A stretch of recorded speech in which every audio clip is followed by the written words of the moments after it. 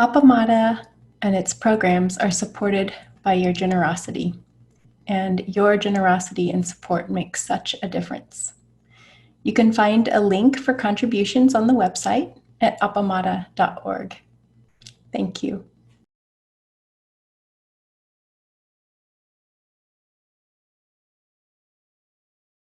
Good morning. Good morning.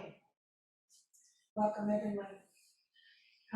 First of all, I'd like to start with a few announcements, that are actually reminders of the upcoming January intensive. It is going to take place on the 13th of January, beginning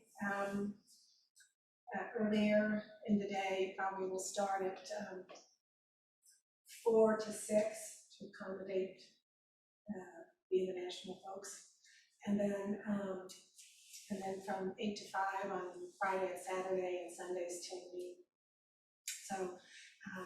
So the registration, keep saying, is soon to be out. And so yeah, sign up whenever you see the registration. It will be coming out soon. The second thing is about the flower group. We have 4 people that are working on flowers, and I think we can always use another person. So if you are interested, or you know anyone who might be interested, get in touch with either me or Anne, and we'll give you the particulars. You don't have to know anything particularly. It's a practice, so you just start where you are, and you can shadow people until you feel comfortable doing it yourself. So you're welcome to join us. Welcome to the December 19th, 2021 Dharma talk. It's entitled Experiencing Jijuyu Zammai. Before we start with the actual text, I'd like to play with the text today, and which means, exactly as I say, experiencing it instead of reading for understanding per se. So, but before we do that, I'd like to talk a little bit about the background, about a little bit about Dogen, and about some of the terminology in the actual text. So, as you all probably know, this chant is chanted here frequently, and usually on one of the Wednesday nights. The concentration, I believe, is chant that here on Wednesday nights, so that's once a month. And many other Soto Zen temples chant this particular work. So, author is Eihei Dogen. Something about Eihei Dogen, he was born in the year 1200, and he died in 1253. He's known as the founder of Soto Zen school in Japan.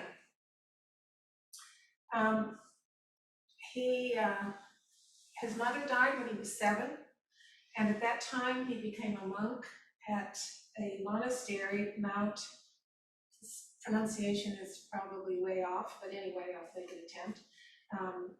Hiei, that's the central monastery of Japan, of the Tendai school, which was the dominant tradition in Japan at that time. So he stayed there until the age of 23, when he had an issue. In this tradition, the Tendai tradition, it was understood that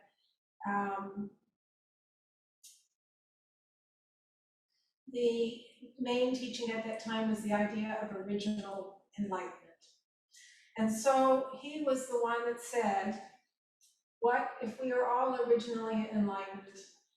What is the point of practice? So he left, and he returned, he went to find answers in China. And there, he studied there for, I'm not sure how many years, but for a while, and he eventually received Dharma transmission from Rujing, a Chan master there. And then he returned to Japan, as we know, to teach. He was a fierce advocate of Shikantaza, or objectless seated meditation. And he taught practice realization.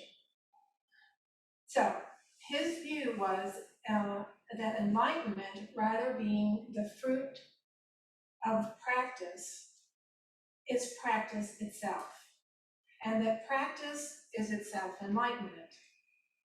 So I find that very interesting. Maybe I just missed something along the way. I heard about practice realization, that enlightenment, rather being the fruit of practice, is practice itself, and that practice is self-enlightenment. So he was a prolific writer, and many works in which we've studied many of them here at Appamada. Some of the topics were on being. We studied that a year ago in the January intensive. Very wonderful text, complicated, difficult to read perhaps, but really wonderful. And then Anne talked about the Genjo Koan last week, or the week before that, and which is a part of the Shogo Genzo, which is probably his master work in the seminal teaching in Zen. Another thing he wrote about is how to wash one's face, and in the workings of karma. So he wrote a lot, he was very prolific. And this was at the same time he was teaching lay people and monks, and laying the ground for what would then become the Soto Zen school. So that's Dogen, and in a nutshell. And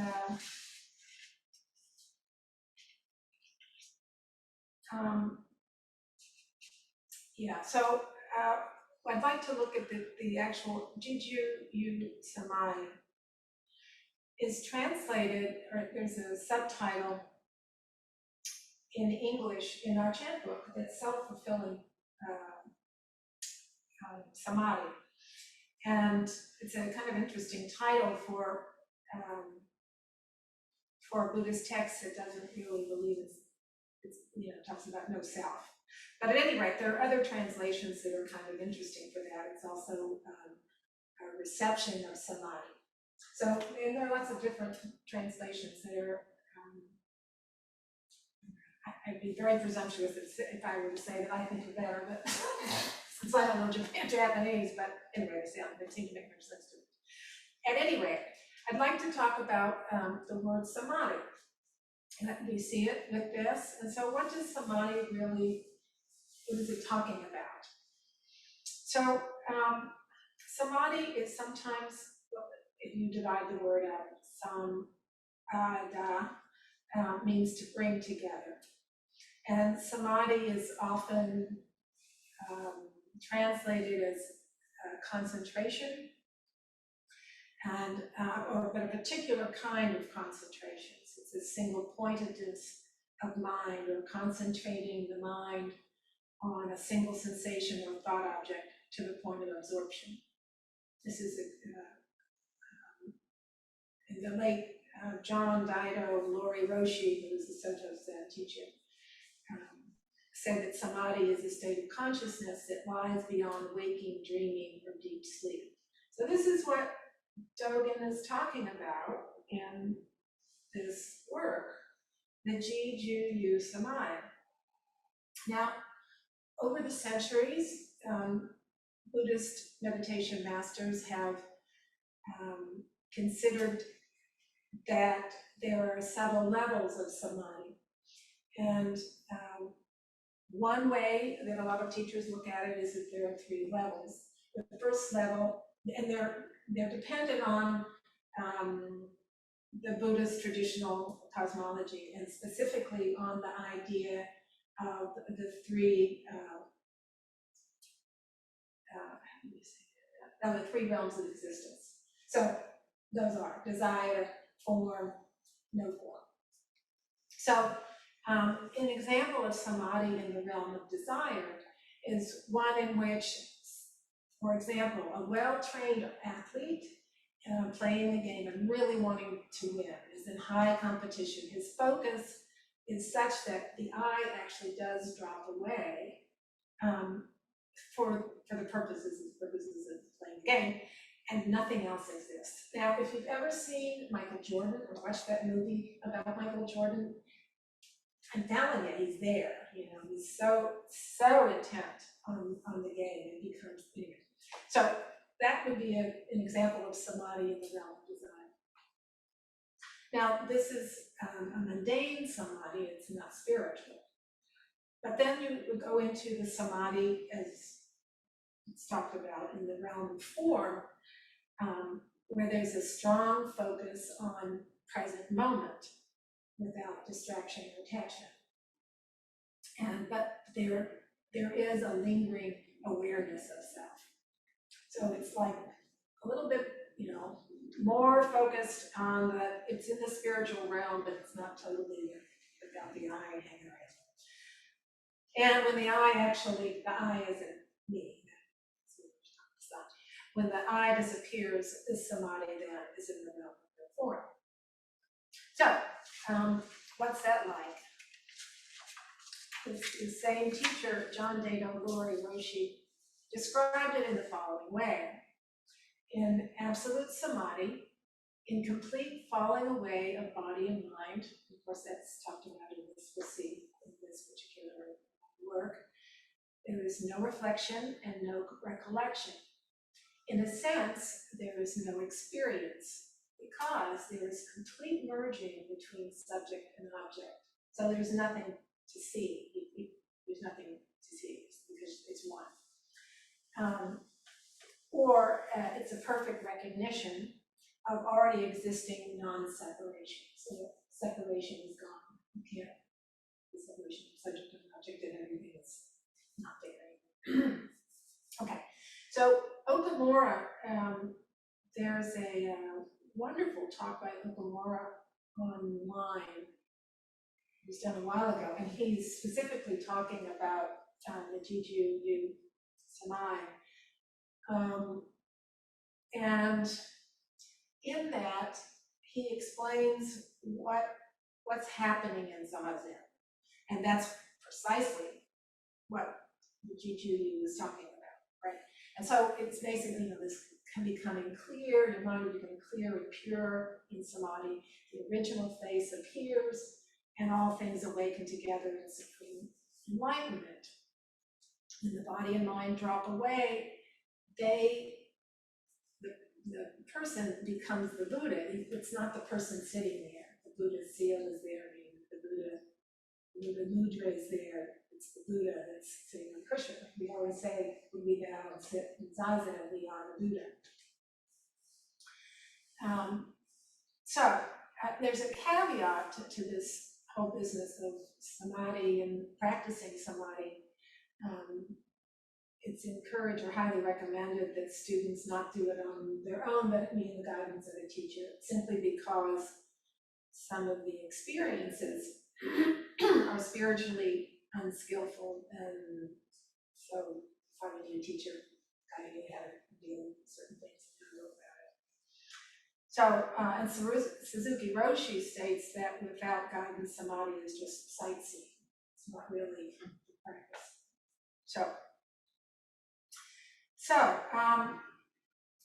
I found it very interesting I found an article about 4 different Zen teachers, modern day Zen teachers, talking about Dogen and about how he writes and so forth. And one of the topics that they were talking about is he's hard to read.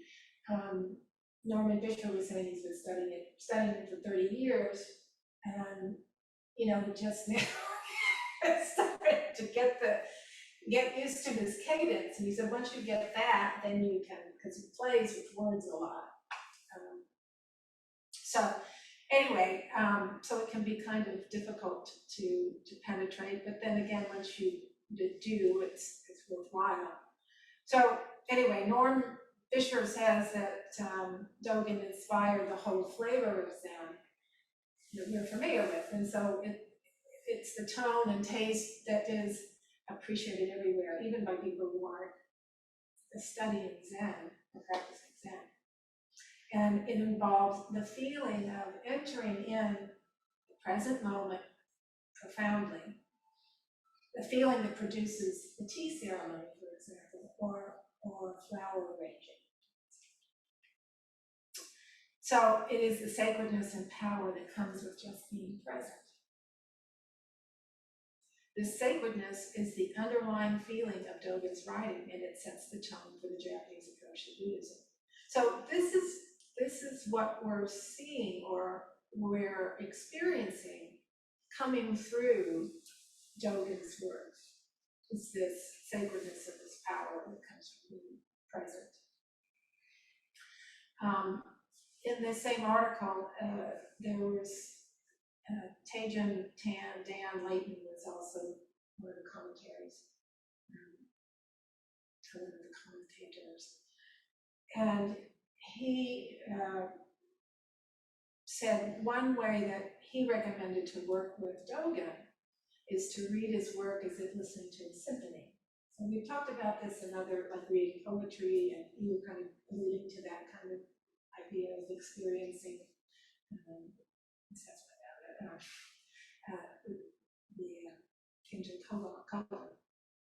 So instead of trying to get some understanding, he says you just play with it.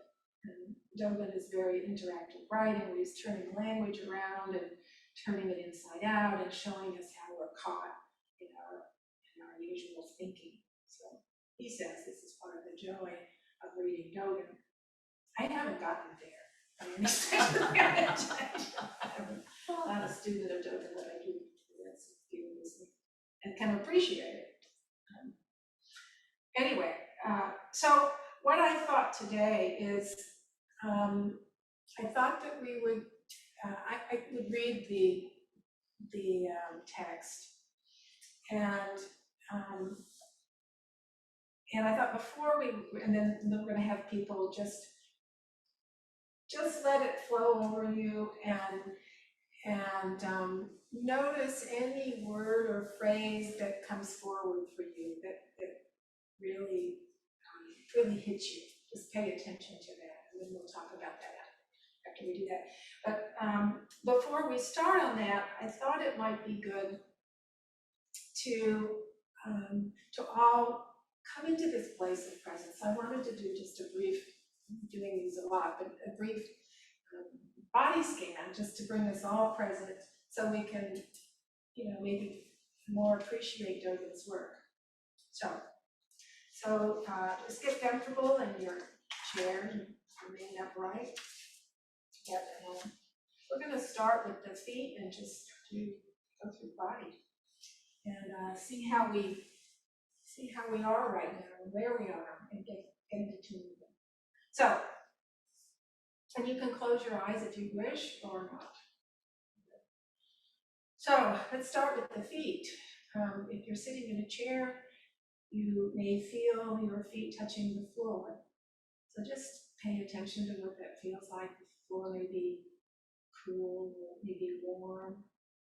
Your feet may feel tingly, or they may feel tight. If you're sitting on a cushion, your feet may be under you, or they may be located in your lap areas of your sponsor. So just pay attention to where they are in space and how they feel at this moment. You might wiggle your toes just to stay high in your toes. Come aware of them where they are. And then we'll move to the ankles. And just notice the ankles and how they feel, where they're located, if they're under you or in front of you. And if they may be tight or tender or feeling okay. Just kind of check in with your ankles. And then we'll move up into the calves. Again, notice where they are in space, in relation to the rest of your body. And whether they're feeling tight today or whether they may be loose, be tingling, just how are they? And then you might move up to the thigh area, the back of the thigh, and see how those areas are. Again, is there any pain there, or tightness? Really just doing fine, just hanging out.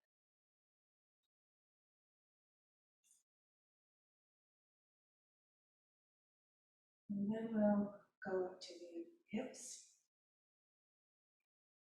And you might notice one and then the other. Just see how the hips are, if there's any pain there, any tightness. Just how right and left, are they the same? Are they on the same plane?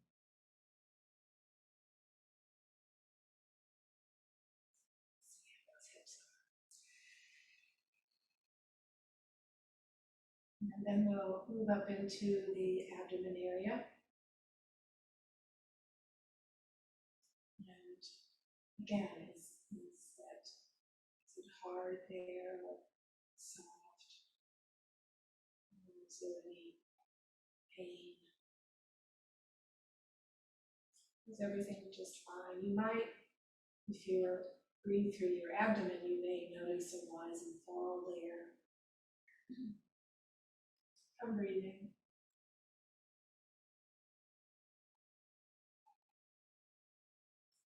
Or if you're more, breathe through your lungs, through the chest area, then you might notice the breathing rise and fall there in your chest.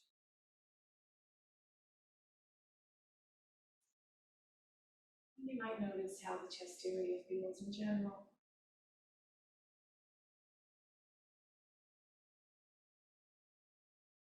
Is there any pain there or tenderness?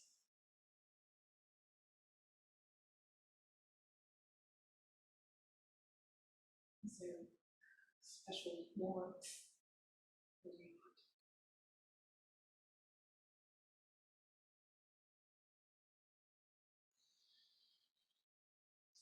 And we'll move up to the shoulders. And the shoulders being a place where people often hold tension. Just notice if you're holding them high, or if they're in the normal spot, that is down. And if there's any tenderness, pain, or any difficulty there, just notice.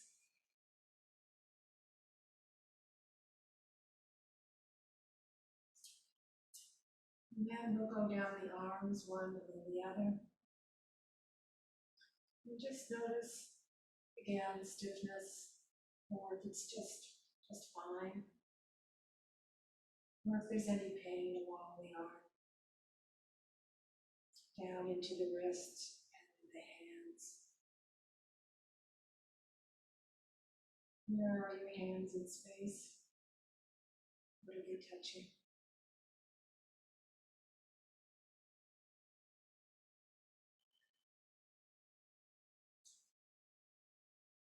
And then we'll go from there on up, back up the arm to the neck. And the neck is again another place that holds tension. And just notice if there's any stuck places, or any pain or tenderness. I just notice it.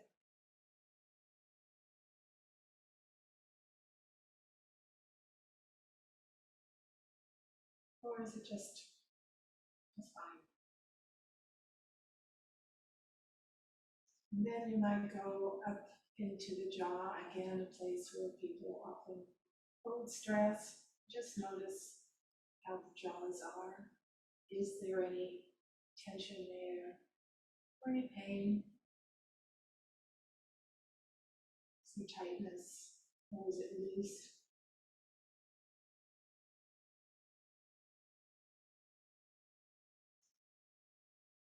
And then we'll go into the face. How does the face feel? Oftentimes there's tightness around the mouth. You might notice what's going on there, if anything. Tightness or burning. And then around the eyes, oftentimes we have tension there. So just check and see how that is.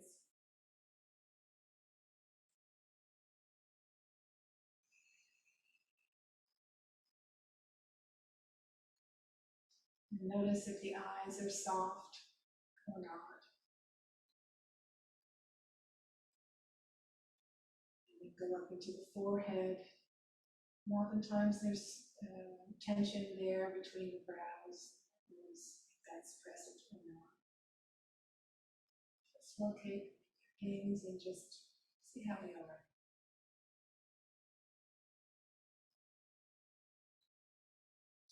And then just notice the head, the rest of the head, the scalp. Is there anything that's painful or tense? Is it all just fine?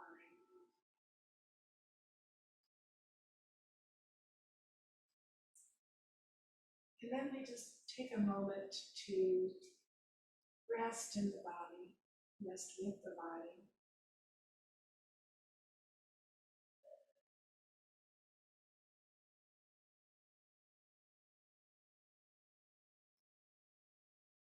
Feel it in its entirety. Feel its weight on the cushion or on the chair.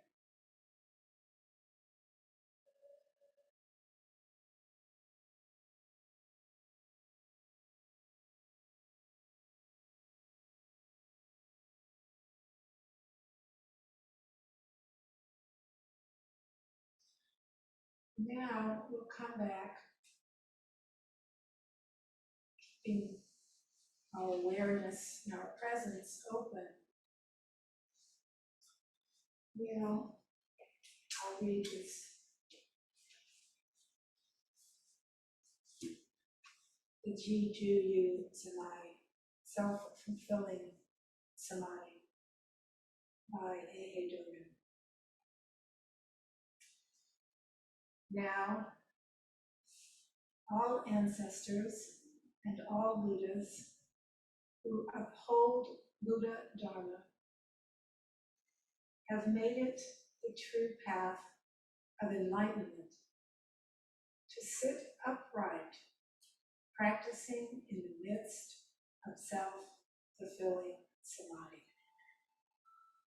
Those who attained enlightenment in India and China followed this way. It was done so because teachers and disciples personally transmitted this excellent method as the essence of the teaching.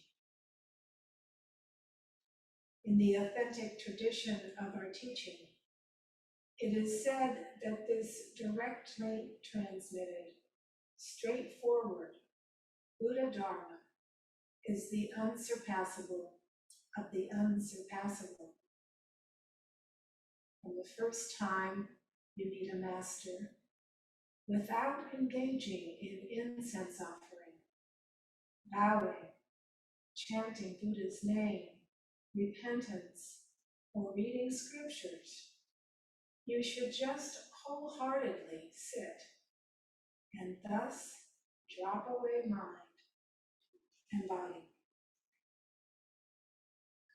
When even for a moment you express the Buddha's seal in the three actions by sitting upright in Samadhi, the whole phenomenal world becomes the Buddha's seal, and the entire sky turns on into enlightenment. Because of this, all Buddha Tathagatas, as the original source, increase their Dharma bliss, and renew their magnificence in the awakening of the way. Furthermore, all Buddhas in the 10 directions and the 6 realms, including the 3 lower realms, at once obtain pure body and mind, realize the state of great emancipation, and manifest the original face. At this time, all things realize correct awakening. Myriad objects partake of the Buddha body, and sitting upright under the Bodhi tree, you immediately leap beyond the boundary of awakening. At this moment, you turn the unsurpassably great Dharma will and expound the profound wisdom, ultimate and unconditioned. Because such broad awakening resonates back to you and helps you inconceivably, you will, in Zazen, unmistakably drop away body and mind, cutting off the various defiled thoughts from the past, and realize essential Bodhidharma.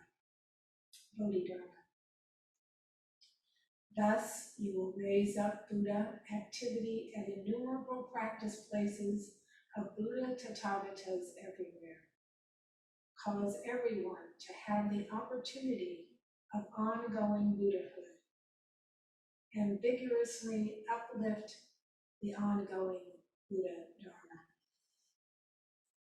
Because earth, grass, trees, walls, tiles, and pebbles all engage in Buddha activity, those who receive the benefit of wind and water caused by them are inconceivably helped by the Buddha's guidance, splendid and unthinkable, and awaken intimately to themselves. Those who receive these water and fire benefits spread the Buddha's guidance based on original awakening.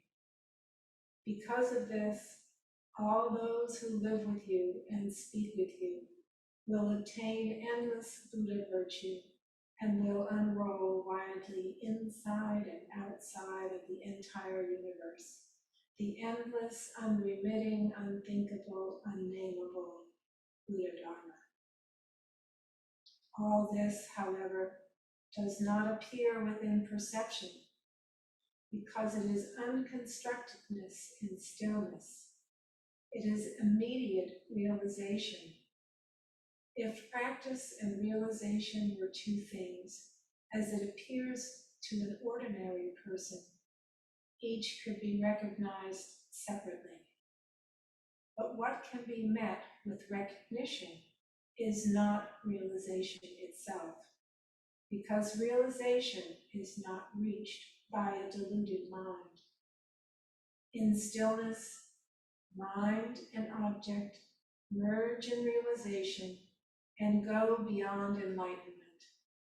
Nevertheless, because you are in the state of self-fulfilling Samadhi, without disturbing its quality or moving a particle, you extend the Buddha's great activity, the incomparably profound and subtle teaching.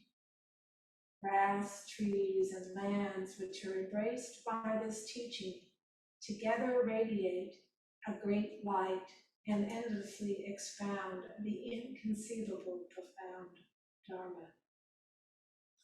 Grass, trees, and walls bring forth the teaching for all beings, common people as well as sages, and they in accord extend this Dharma for the sake of grass, trees, and walls. Thus, the realm of self-awakening and awakening others invariably holds the mark of realization with nothing lacking, and realization itself is manifested without ceasing for a moment.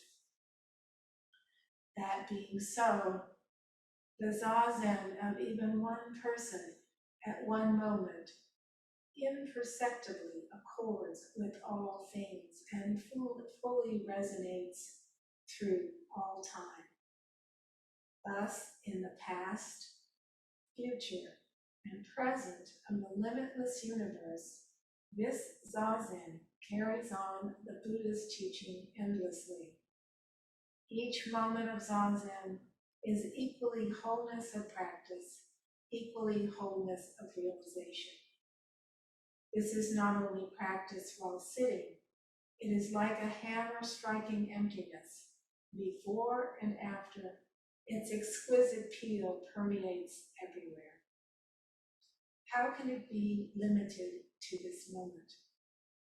Hundreds of things all manifest original practice from the original face. It is impossible to measure. Know that even if all Buddhas of the 10 directions, as innumerable as the sands of the Ganges, exert their strength and with the Buddha's wisdom try to measure the merit of one person's zazen, they will not be able to fully comprehend it.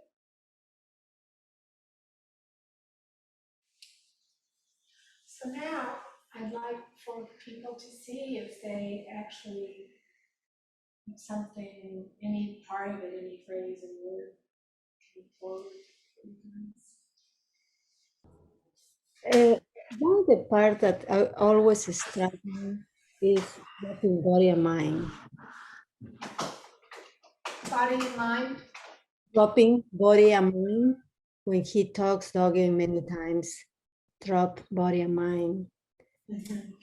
And that part is still, I know what does that mean when you're sitting and you really are connected. And it's like everything just, there is no boundaries, there is no divisions. Yeah, right. Mm-hmm. And I think, yeah, oftentimes people will experience that in intensives. You know, Mm-hmm. everything is very, so, you know, where your thoughts kind of go to the back, you know, you're not, and all of a sudden you're, you know, much more concentrated in your meditation. Yeah. So that part that comes forward, do you have any thoughts about that, or what do you see? Does that relate to your practice in any way? Do you find?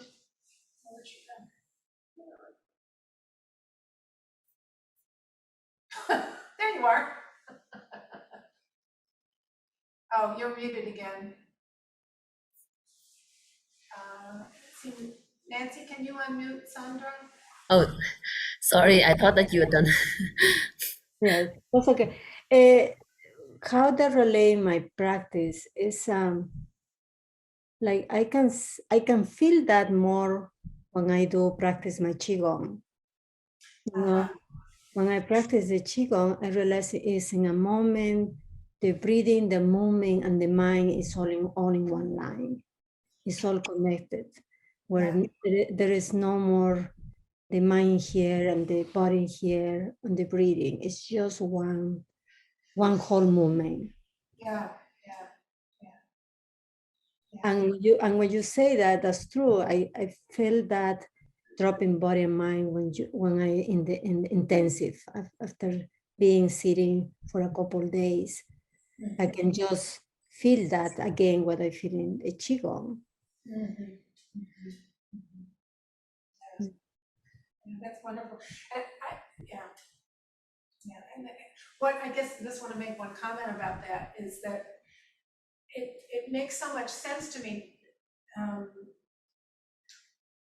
that when he talks about practice as realization, realization is practice. That's what it seems to be talking about there. When things become one, as you say, the body and mind drops away. is united in one. There's no separation. That's where it's the practice that you're doing is the realization at the same time. Yes, and now that you're saying, because the other word that started vibrating, resonating in my body was realization. Uh-huh. And Yeah. I think that's the same thing. Yeah. Thank you. Thank you, Sandra. Okay, Bridget.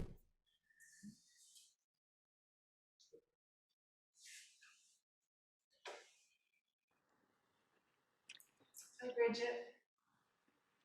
Well, thank you for this. I haven't read this in a long time, but when you said it was reminded us it was in the chant book, I had already looked for it. And the part that also resonated with me was about the idea of immediate realization. If I've had that, it's been very fleeting. And it talks about if practice and realization were two things as it appears to an ordinary person, each could be recognized separately. But what can be met with recognition is not realization of self, because realization is not reached by a deluded mind. And so I've come to the conclusion that my mind must be deluded a great deal of the time. Join the club. As I try to, and I guess I was going to use the word grasp, but that's the whole point. We aren't supposed to be grasping. We're just supposed to be sitting in zazen and ready to recognize this or experience it. Yeah, I don't think recognition is it, but experiencing it, I think. Yeah. Yeah. Mm-hmm. Yeah.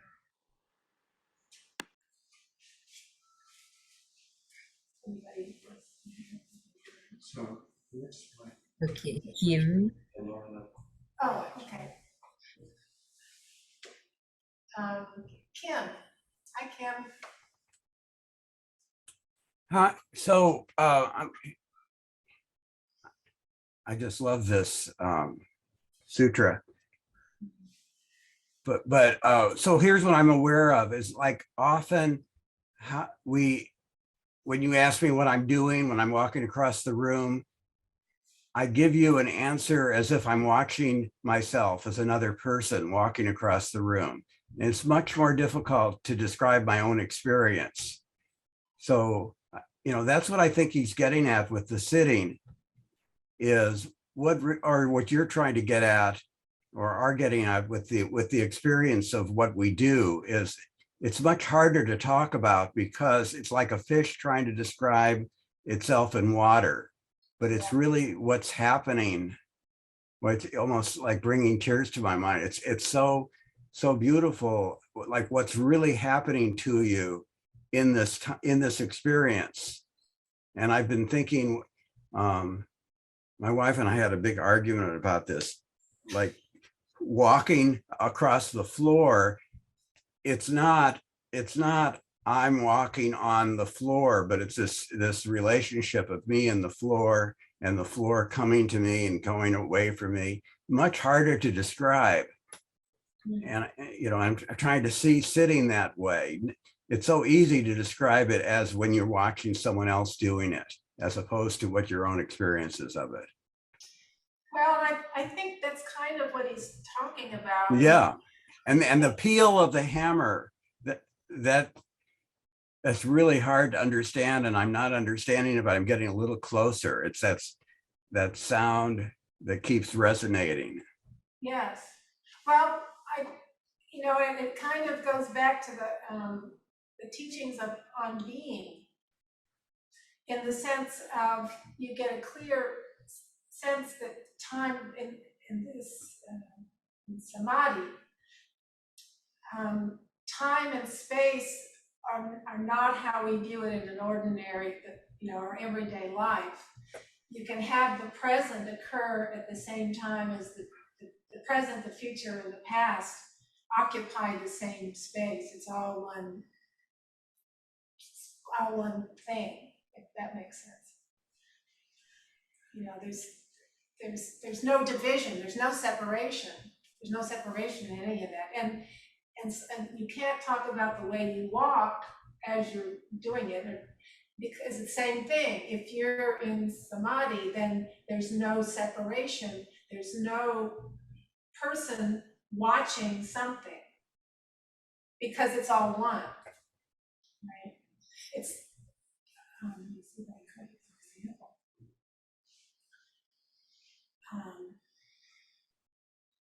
Well, And it makes it so hard to talk about it. yeah. Yeah. Thank you. Thank you. Darcy, good morning. You're muted. You're muted. Oh. There you are. There you are. Okay, thank you. So I just wanted to say my experience of this was very powerful, and I think it may have been aided by the fact that I had a little sound distortion because of my speaker. I didn't have an immediate, yeah, so I really did have to let it wash over me. And also, it's been a while since I've looked at this sutra, and I didn't have the chant book right in front of me or anything. And so I just sat here, and it was a whole body experience for me, and it felt like water just flowing over me, and it just kept flowing. I just wanted to thank you, because it was so powerful having this read to me. Yeah, Laurie, it was very, and the body scan first kind of just, sort of set the stage. So I wanted to thank you for it, and say that I intend to go back to the recording, since now, it's going to be on the website, and listen to it again, starting with the body scan, and just listen, because it is a different experience than taking the chant book and reading it to myself. Absolutely. Yeah. Seemed to me. Yeah. It's my feeling too. So, yeah. My feeling too. Thank you.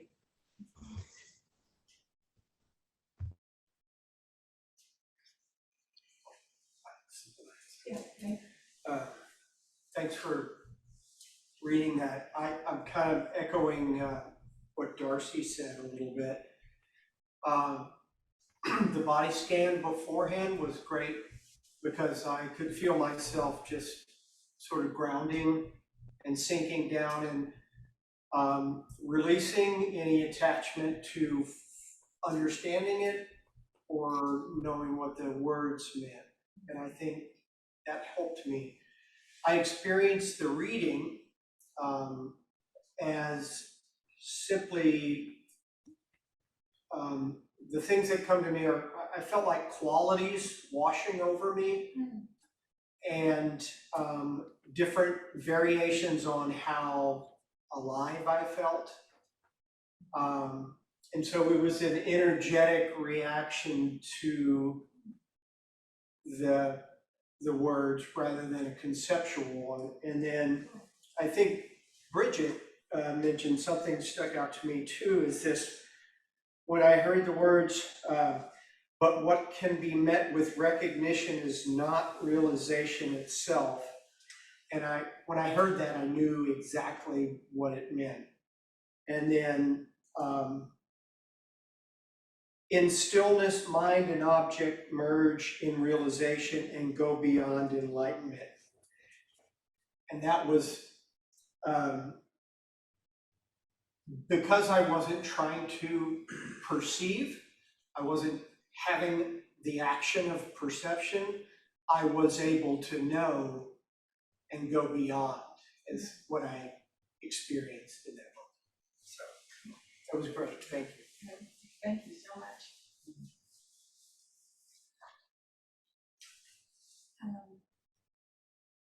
Yeah, yeah. Yeah, I've always really loved, it's like a hammer striking emptiness. The exquisite peel permeates everywhere. I mean, that to me creates a feeling of the experience of non-duality. But I have to say, while you were reading and I was aware we were gonna be picking out a phrase or a line, I kept like, okay, this one, okay, that one.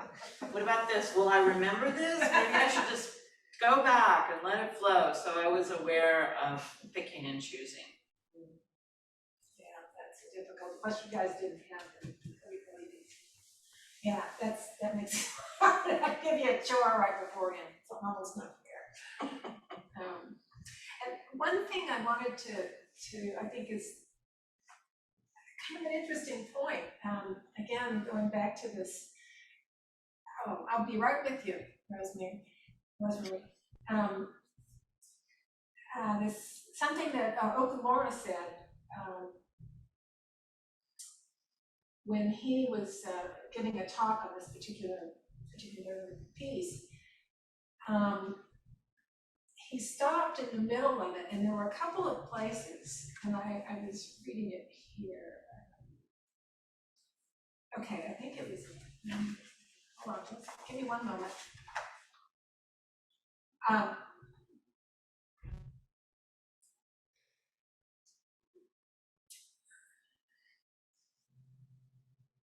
think it was this. It was one of these statements that were just incredible about things going on and on and on. Okay, so maybe on the page 27. Anyway, it's because such broad awakening resonates back to you and helps you inconceivably, you will, in Zazen, unmistakably drop away body and mind, cutting off the various defiled thoughts from the past and realize essential Buddha Dharma. That's okay. But then he goes on. Thus you will raise up Buddha activity and innumerable practice places of Buddha Tathagatas everywhere, cause everyone to have the opportunity of ongoing Buddhahood and vigorously uplift the ongoing Buddha Dharma. And so Okamura says, do you all believe that? He says, I don't. It just cracked me. But then he goes on and he says it in a couple of times when these are really expansive things are said. But he said, I haven't believed that. And yet I continued studying and despite it, because I didn't know enough about it to be able to say whether it's true or not true. And he said that he finally got to the point where he said, I still don't believe it, but I know it to be true. And I just love that. So I think that's a great way to take these sutras. The Mahayana sutras are so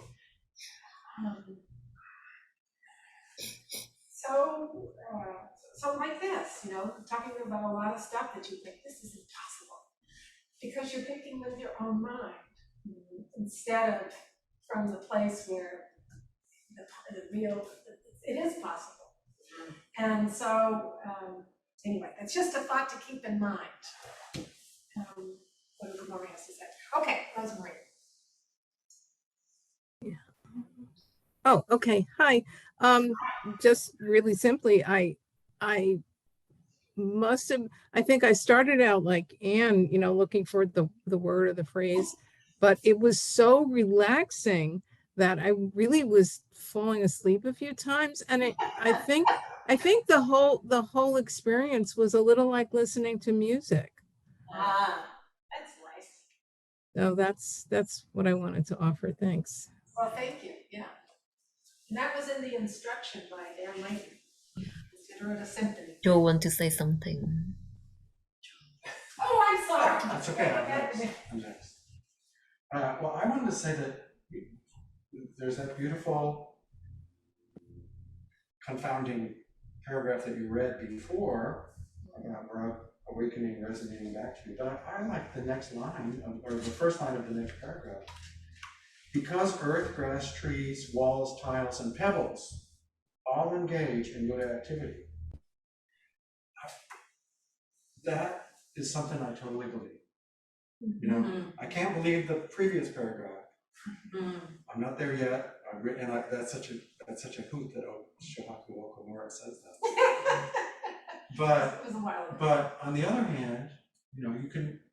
It's at least for me not hard to look around and think, oh yeah, this is all realizing good activity all the time, never stops, everything's doing it. I mean, there's a corollary, which is why am I so messed up? But that part is absolutely, it just strikes me as totally true. I mean, if you ever have any doubts, look at the altar. Look at the flowers on the Yeah, all of that. all the time. Or the light moving across the floor, or the walls, and stuff. Yeah, absolutely. Yeah, it reminded me, we read this with the Gaia. Oh, it is the guy, not the Meditation. concentration. Yeah, because the grass tiles, leaves. I remember the first time I read this and I was going, tiles? Why are the tiles in there? That's not natural. What are the I guess it may be natural material. Oh, hi, Laurie. Could you repeat the name of the chant? Yes, it's the Jijuyu Zammai. And if you have the chant book, it's on page 26. I'm sorry I didn't tell you that ahead of time. Thank you. And the chant book is online. Yeah, and the chant book is online. So you can all look at it. Me too. It's 11 o'clock. Oh, gosh, okay, thanks for doing it. Okay, we need to close. Thank you so much. I appreciate you being here. Thank you, special thank you to Paige and Justin. Thank you.